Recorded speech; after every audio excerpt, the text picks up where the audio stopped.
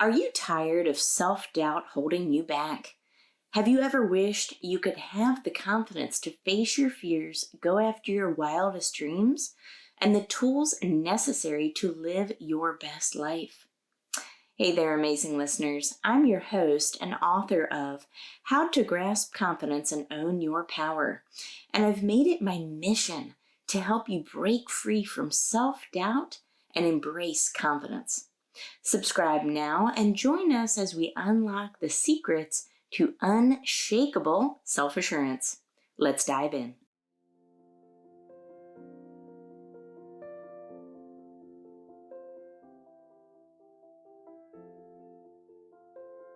Anxiety, depression, addiction, and PTSD.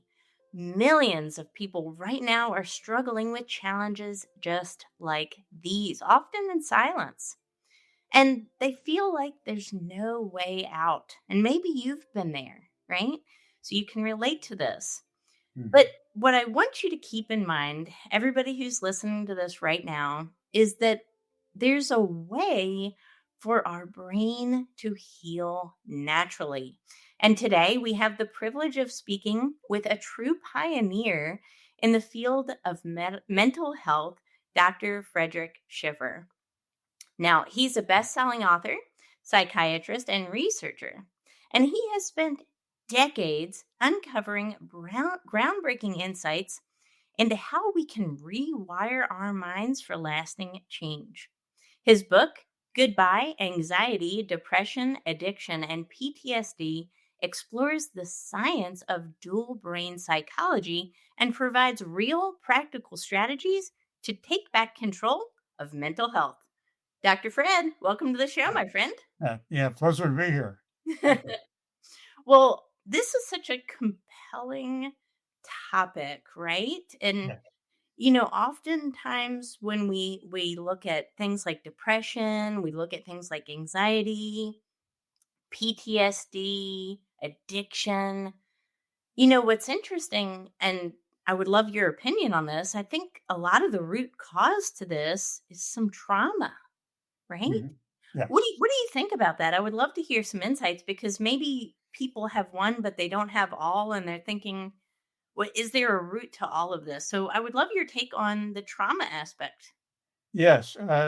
That's an interesting question because uh, psychiatry loves to diagnose people and put them in little categories, and I think that all of the psychiatric problems, from mild to severe, that I've encountered, I've been a psychiatrist for decades. I'm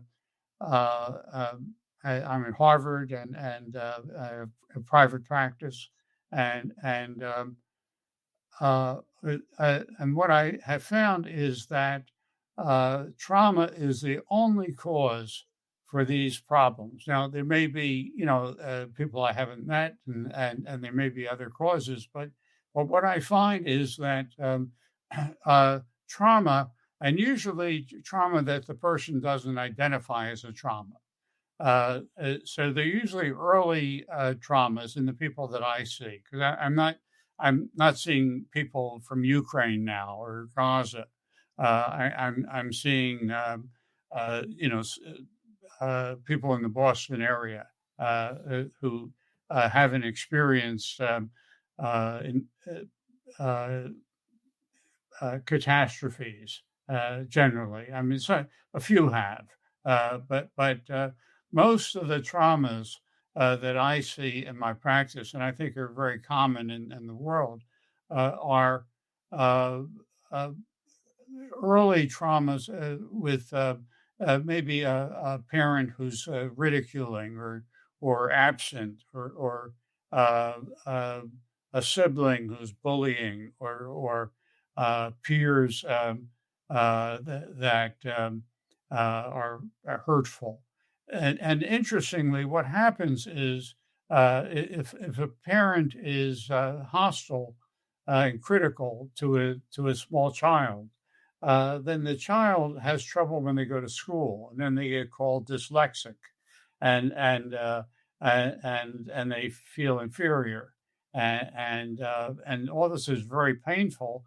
And then the only people they can get along with are the other people who are suffering, and so they belong to an outlaw caste, and then they get into drugs, and in high school they become an alcoholic, and then after that they become addicted to drugs, if not earlier, and and when they get addicted, um, that becomes a trauma that's not recognized. It's just they're an alcoholic and they have a disease. I don't think they have a disease. I like to say I don't have any alcoholics in my practice or any drug addicts.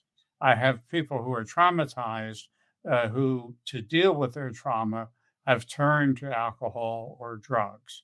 And that the solutions that the young mind tries to find are childlike and ineffective and harmful.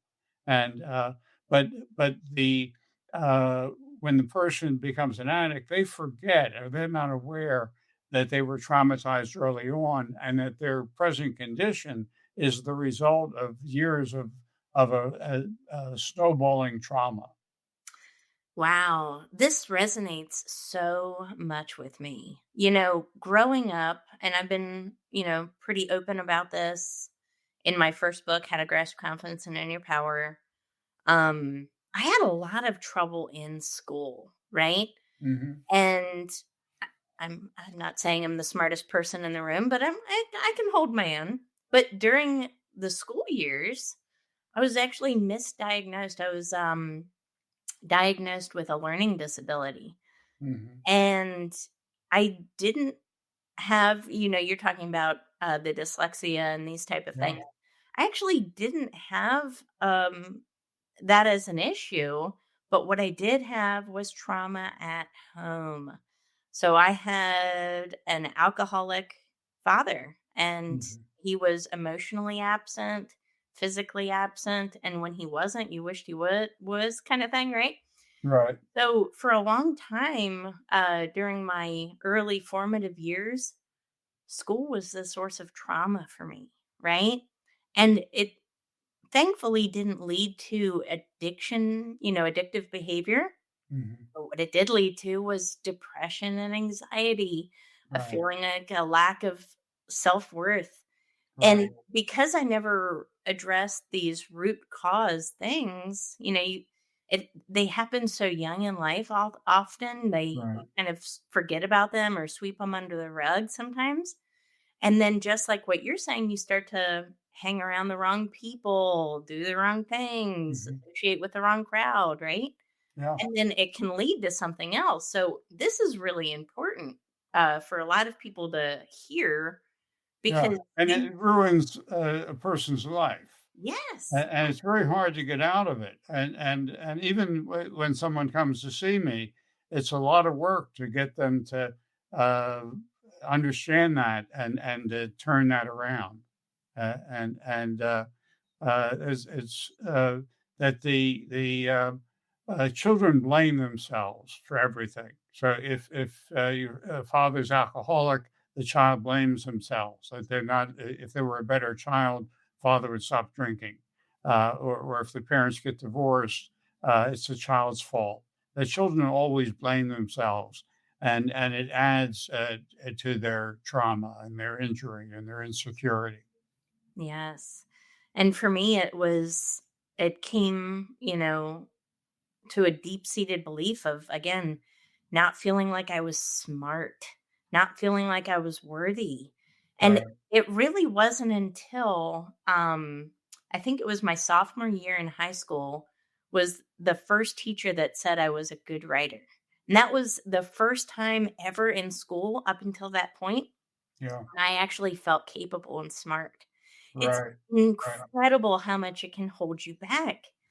So this is something that I really hope a lot of people pay attention to because it can show up in different ways for different people, right? For me, it was a little different. For others, it's a different story as well. Yeah, although it's sort of similar. Why not? And that probably your father suffered trauma. You Yes. know, that people don't drink just, because there's a Budweiser commercial, and uh, uh, but it doesn't matter, uh, uh, you know, if Vladimir Putin has psychological problems or is insecure, it doesn't matter if you're living in Ukraine. He's still attacking you, and uh, and so if your father's troubled, it's you don't have the resources to understand that, and you have to work on yourself and try to help yourself appreciate that that you are intelligent and that you have value, and the secret in dual brain psychology is that we have two minds, that we have two brains. We have a left brain and a right brain, and each of these brains it can support a different mind. And now they're similar, and they both have the same phone number and then the same birth date, uh, but they're actually different. And it turns out that one of the hemispheres has a mind, and it could be this could for it stays the same in an individual, but some people have a troubled left brain, and some people have a troubled right brain. All the bad stuff is not in the right brain, as I thought before I studied this, and I've studied this at Harvard for over 30 decades, and when we have uh, uh, very sophisticated experiments and clinical trials, and so this is the first theory that's come out of rigorous science, and that's supported by rigorous science and publications and grants from NIH. Uh, uh, it's the first psychological theory to have that kind of pedigree, and uh, and the so the idea here is that as we become adults, we still have this immature, troubled mind in us. What we have to discover, and what I have to show people if they come to see me, is that they also have a mature mind. And what happened to you is that your teacher encouraged your mature side, and it changed your life. And not that it was, that changed everything, but it woke you up a bit and made you question, maybe uh, uh, uh, you had intelligence and then you could question that, and work on that, so um, the idea that we have two minds and one in each brain is very strange, and and uh, and so it makes this theory kind of hard to uh, explain to people. So I'd like to try something to try and demonstrate. It's very easy to see that we have two minds, and the way we do that is that the eyes are connected to each brain hemisphere in a special way. That if you maybe have an envelope or just something that you can block your eyes with, if you cover one eye and the middle of the other eye, so you can go like this. So I'm looking out half of one eye. If you look out the whole eye, you defeat it. So you have to look out half of one eye, because if you look out the whole eye, it goes to both brains. But if you go like this, cover one eye and look out the middle of the other eye, and as you do that, I want you to think about something upsetting, maybe when your father was uh, uh, drinking or something, and see what you feel. Okay, so we're going to do this experiment live.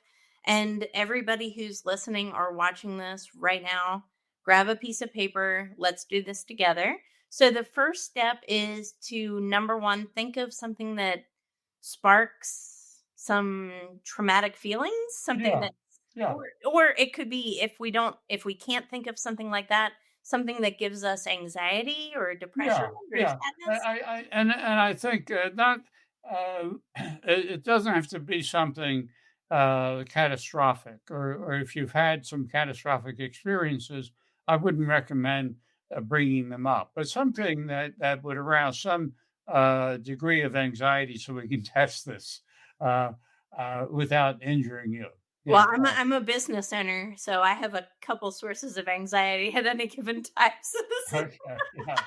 this is a Yeah. good example. All right. Yeah. So, all But right. I would like people to sort of think of some old trauma, Oh, if it's not too painful. okay. Uh, okay, Okay. I will think let's of try it. another trauma. And I'll do it too. Okay. So this is covering one eye, and Yeah, then I'm looking through the middle of my second eye into right. the camera. Okay. Exactly. Okay. And so notice how you feel. So notice how much anxiety you have, or depression, or distress, or whatever you want to measure, and measure it from 0 to 10. Okay. Okay. Now this has been like 10 seconds. Now let's go over to the other side, Okay. and cover one eye and half the other eye. Okay. Now, some people might have to do it a little longer, but it actually works very quickly. And what we're doing is we're stimulating the opposite brain by doing this. And I can show you an Wow. fMRI study where we have a brain image where, just by having people in the scanner look out, just do what we did. It lights up the opposite brain, This is so and interesting. it's so this is for real. Uh, so, did you feel any different? Yes. So here's the crazy part. Yeah, So when I covered this eye, so I was looking out of my right eye, yeah, I would say I felt on a level of scale about a 5, 6. When I switched it, yeah, I thought about the exact same thing. So this was something that gives me anxiety because I'm a yeah, business owner. It was maybe a 3.5. yeah, Why is that? That's incredible to me. But yeah, yet, when yeah, we don't cover an eye, it seems like it's a 10 out of 10 anxiety. yeah, yeah, yeah. And also, what I want to point out is that with my patients, I'll look different depending on which side they're looking out. So I'll look critical, like their mother was, out the negative side, and out that same side, they may get drug cravings, or they'll feel their symptoms, and out the other side, everything changes. So I call it a mind, because it's not just a feeling. It's not just like your anxiety goes down, but it's your that on one side there's the mind of a child who's in a traumatic situation. Out the other side, there's an adult who's in a safe place, and that's the difference. And so it's the mind of an adult, and when the adult looks at me, I look much better. I look like a therapist, and I look empathic. Out the other side, I look critical and judgmental. And So I had to bring in a photograph. It was a young man, and they didn't know who he was, and he also looked critical on the same side that I looked critical, and he Wow. looked nice on the other side.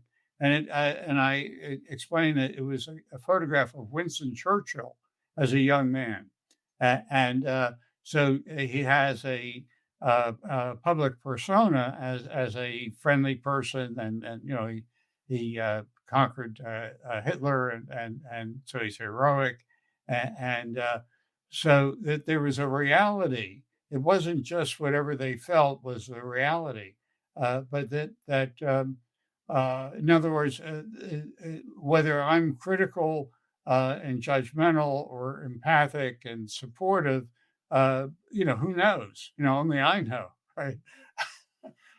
But with Winston Churchill, uh, we can assume, from his public persona that he's a nice guy and that he's supportive and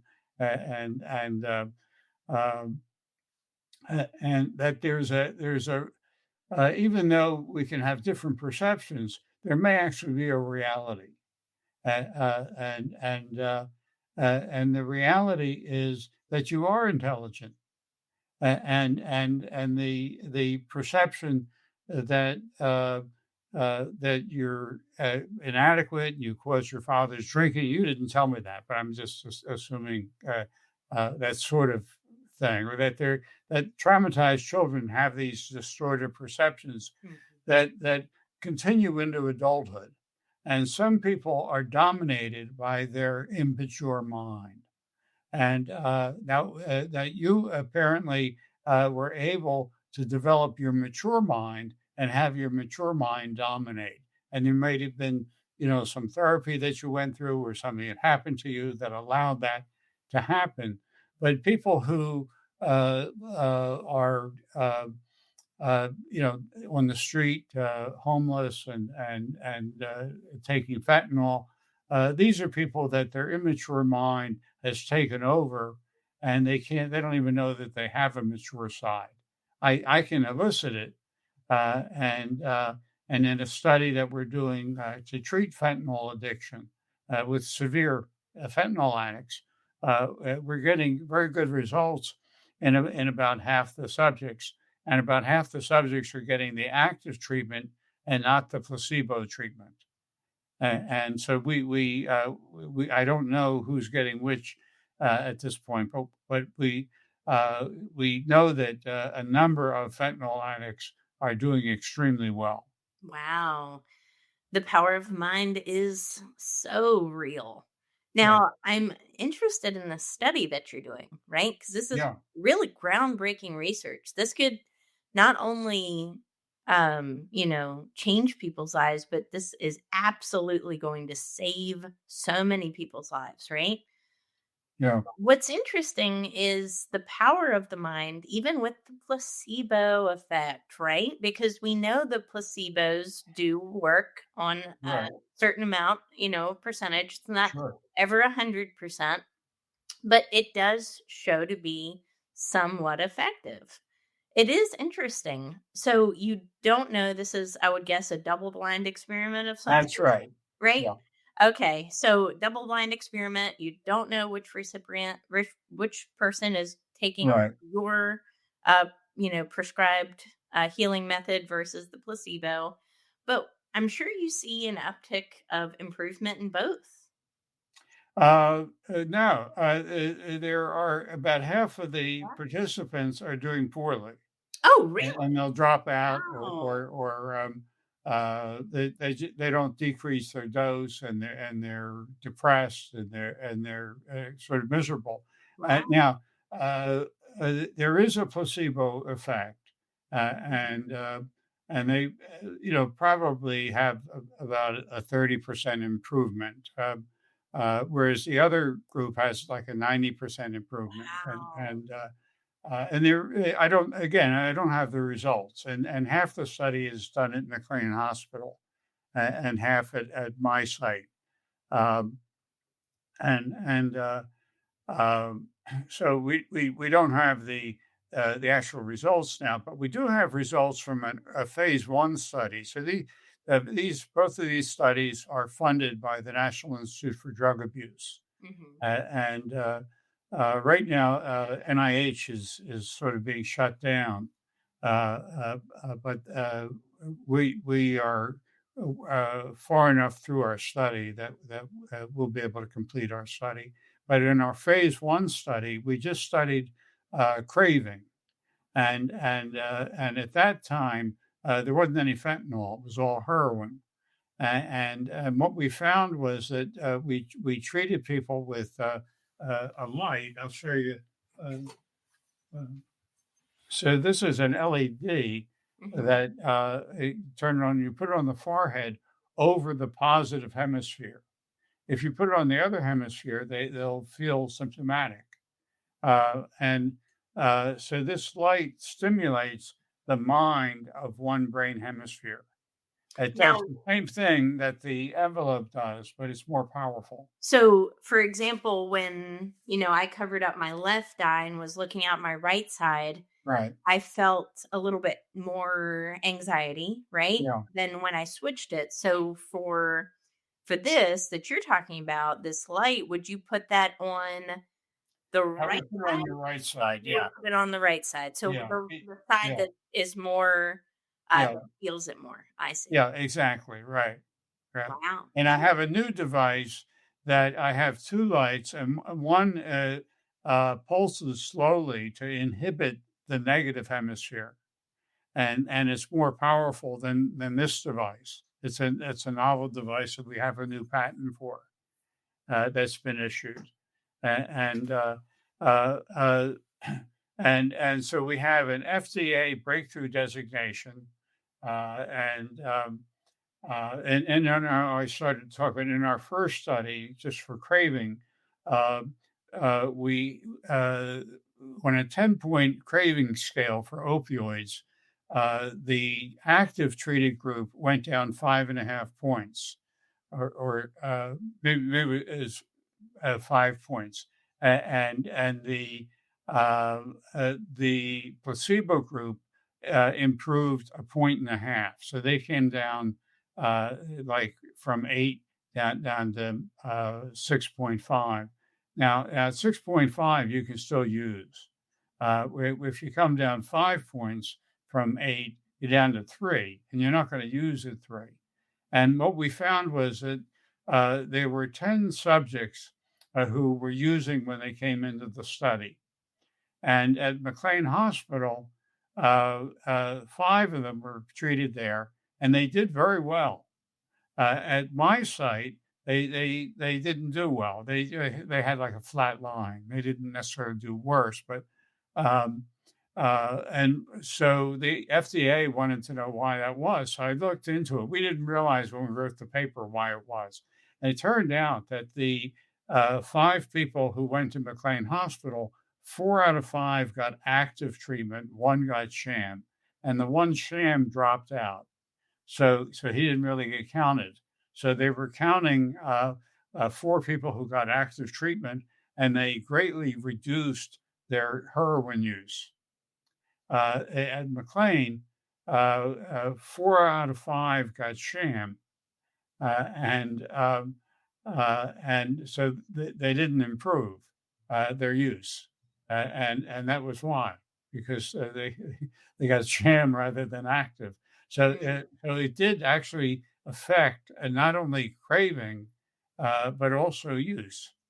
Um, and so now we're doing this study with 130 subjects for 6 months each. So, Wow. yeah, This is fascinating. And you know what? I'm thinking even bigger than, than drugs or alcohol. This could be food, right? A food addiction potentially. yeah. There's so many uses; it's mind-boggling. I just completed a study for depression, and got remarkable results, and it was a placebo-controlled study, and in an earlier clinical trial that was not funded, it was privately funded. Uh, we found that it decreased cravings dramatically, and but also decreased anxiety and depression in people who weren't particularly depressed or anxious. They had a depression score of 15, which is borderline. If you're over 15, it's positive. And they were just at 15, and went down to 7 or 8, or for 7 for anxiety, and 8 went down to 8 for depression, which is 8 is considered normal. Hmm. And and I use it in my practice, and so I know that it's good for whatever ails you. Well, it's a lot of people are facing this right now, depression, anxiety. We're, you know, thinking about the past, ruminating, or thinking about what the future could be and having anxiety, right? It's, I Yeah. think, pretty common. Yeah. But, I'm just kind of curious. Let's say somebody's listening to this right now and, maybe they're going through something, right? Maybe they're going through a battle of anxiety or depression right now, but maybe it's not something that's always been in their life. Maybe this is something that's relatively new. Mhm. Could they use this method to get out of it, to snap themselves out of it, or Yeah, yeah, take a longer absolutely. And um,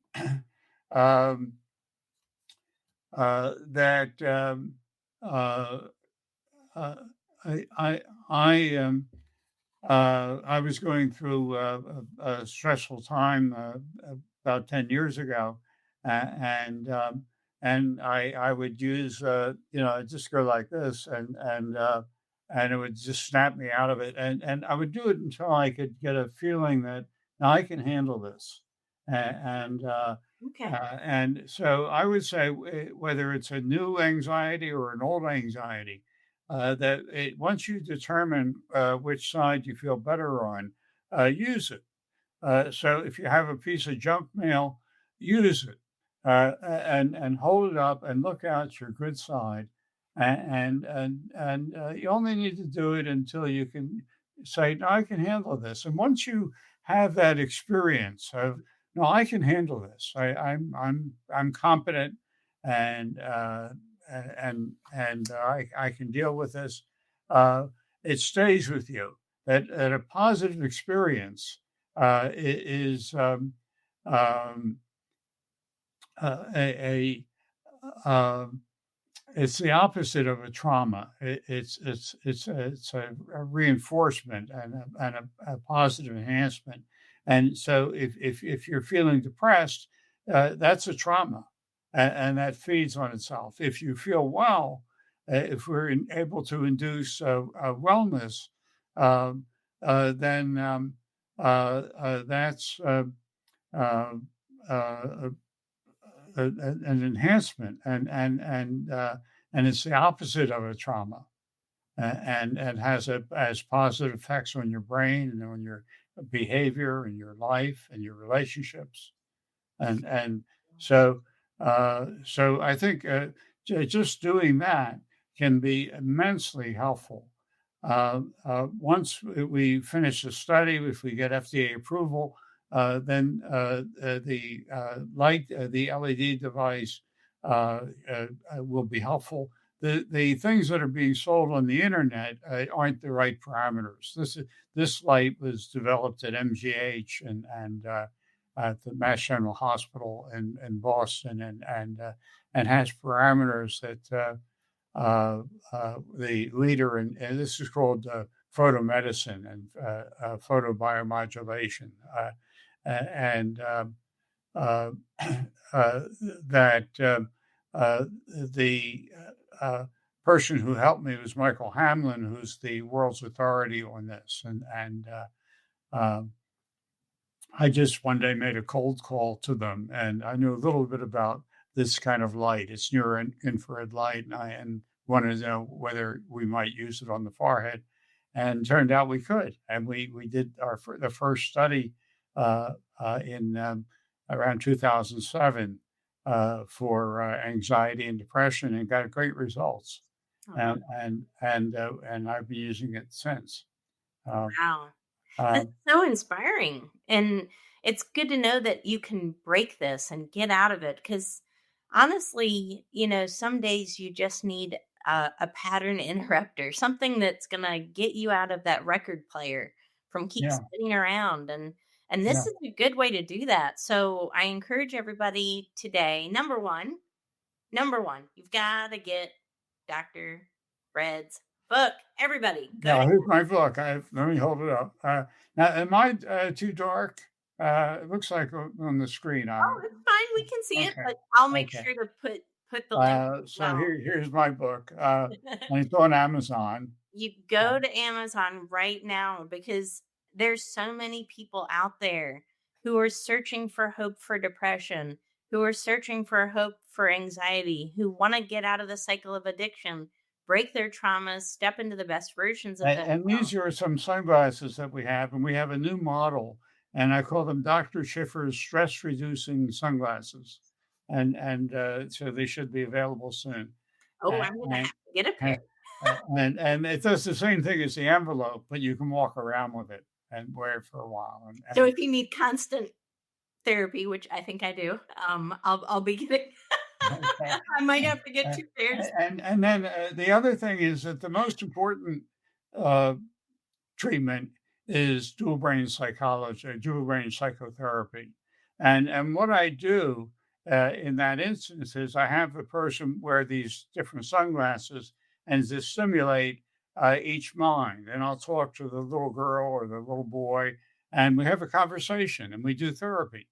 And I try and explain to them that they're actually in a different situation. They're not in Vietnam anymore, and they're not living with dysfunctional parents, and that that there's a healthy person within their head on the other side, and I try and get the healthy person to become a co-therapist and that the idea is to stop fighting each other and learn how to help each other and love each other and become part of a healthy person. Yes, I love that. I especially love how this can help reduce or eliminate PTSD as well, because there's so many veterans, and thank you all for your service, who have seen very traumatic things out in the Right. battlefield, out in war. And I know many of them as well. And for something like this, that is a permanent solution to, again, reduce or eliminate the PTSD, is a game changer for them. Again, this is adding back years onto all of our lives. That's And the way that we treat um, the trauma. I don't think that looking out of an envelope is going to effectively treat the trauma. An adjunct. It's a help, but to really treat trauma, I think that you need dual brain psychotherapy, where that we talk to that traumatized part and and sit with it and let it grieve and help it bear its pain and help it realize that there's another part of it within itself that is strong is not an embarrassment and is actually a person to be proud of and that it's not their fault, that it's that trauma has injured you, and and and you need to you people blame themselves for their trauma and for their difficulty functioning, and you have to learn that and to teach that part of you that it really isn't your fault. It's the trauma that caused it, and that takes time and work, and so so it's with the fentanyl annex, we're just using the light and we're getting good results. But I don't. I think that uh, it's that's a great advance, and I think it uh, uh, is more than methadone does, and more. Everybody on methadone that I've heard of is also taking fentanyl, even though they're in a methadone program. And Suboxone's hard to use with fentanyl because you have to withdraw first before you can go on Suboxone, and so um, uh, uh, so this I think could be an adjunct to medications and other therapies, and also could be just useful in itself. But I don't want to promise that just holding an envelope up is going to cure trauma, but it'll help it. It'll be an adjunct. It'll be an asset. Any amount helps, right? Yeah. And especially when we pursue the natural healing methods first. This is so important. And I really encourage everybody here that's listening right now to invest in yourself today. Start with this. So now that you're familiar with this work, I want you guys to go to Amazon, buy this book. This is so important. And if you don't need Yeah, it, and the book talks more about the psychotherapy piece. mhm, that's right. And sometimes we don't need this for ourselves, but chances are we need this for someone we love and care about. Hmm. So this is important. I think this is something, again, anyone can benefit from. There's a lot of people right now looking to step into the most confident versions, most successful versions of themselves. This is a heck of a way to get on that path. Everybody, I really appreciate you for tuning into this episode of Grasp Confidence Podcast. Look for this book and all of his work in the show notes. It will all be there. Fred, do you have any last words for the audience? I have a website. It's called dualbrainpsychology.com, and you can get more information there. Wonderful. I appreciate that. Well, everybody, thank you so much for listening to this show of Grasp Confidence Podcast. Please like, share, and subscribe. Don't forget to leave a review. This episode can help someone, could change someone, could save someone's life. So, the best thing and most caring and loving thing you can do is to share this episode with your audience, with your networks. Share it on social media, send it to a friend in a text message, send it to a family member, and listen to it again. And if you think that, you know what, I feel like I'm almost healed, right? Some people are almost healed. Some people have some things that they're still dealing with in their past. I just encourage you to try it. Give it a go. We never know how powerful something's going to be until we try it. So I encourage you to keep an open mind and connect with Fred. Definitely go on Amazon, buy his books, and we will see you on the next episode, guys. Take care. Thank you. And that's a wrap for this episode of Grasp Confidence. Thank you for joining me today and investing in yourself. Remember, building confidence is an ongoing journey, and each step you take brings you closer to the empowered, fearless version of yourself that you were born to be. Don't forget to visit my website, follow me on social media, and purchase my book, which is available on Amazon. Thank you for listening. We will see you on the next episode. Stay confident.